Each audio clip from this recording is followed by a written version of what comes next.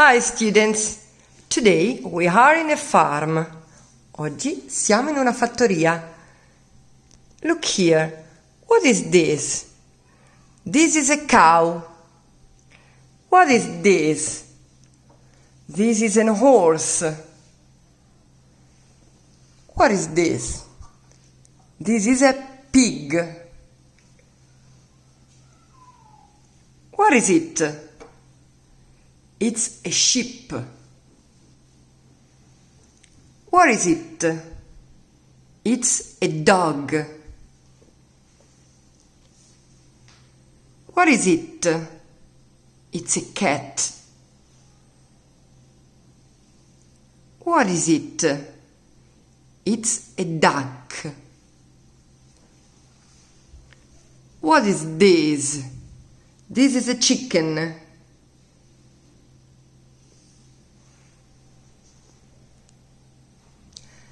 Now, repeat with me. Cow, horse, pig, sheep, dog, cat, duck, chicken. Open your English book at page 28, 2 and 8. And look here. This is a farm. These are animals. Questi sono animali. It's a dog, a pig, a duck, a rabbit, sheep, horse, cow, cat. Now, color these pictures. Ora coloriamo questi disegni. It's a pig. It's a pink pig.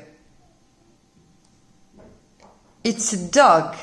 It's a brown dog. It's a cat. It's a black cat. It's a duck.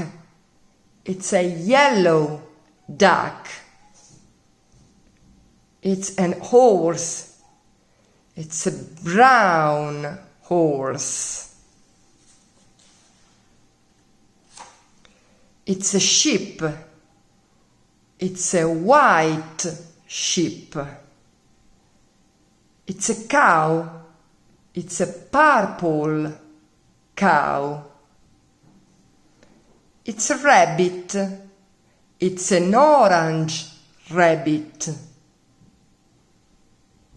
Mi raccomando ragazzi, colorate usando i giusti colori.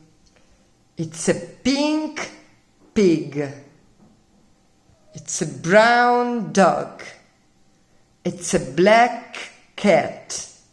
It's a yellow duck. It's a brown horse. It's a white sheep. It's a purple cow.